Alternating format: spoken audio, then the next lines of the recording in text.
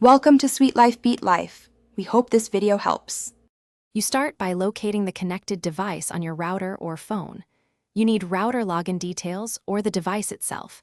This lets you remove access immediately. Once you find the device name and MAC or IP address, you'll know which entry to target. Make sure to write down the exact identifier so you don't remove the wrong device. Now log into the router admin or open Wi-Fi settings on the device to take the first removal action. Now perform the actual disconnection. On the device, open Wi-Fi settings and choose Forget or Disconnect. This severs stored credentials. If you're using the router, go to the Connected Devices list, pick the exact device and select Remove or Block.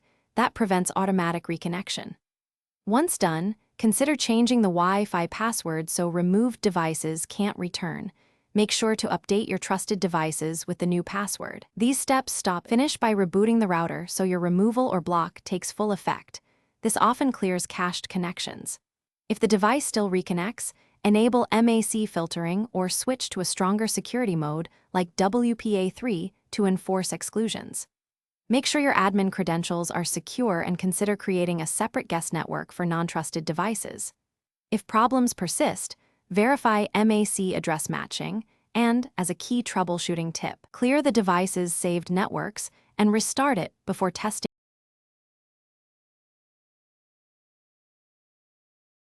Thanks for watching. Consider subscribing if we helped you.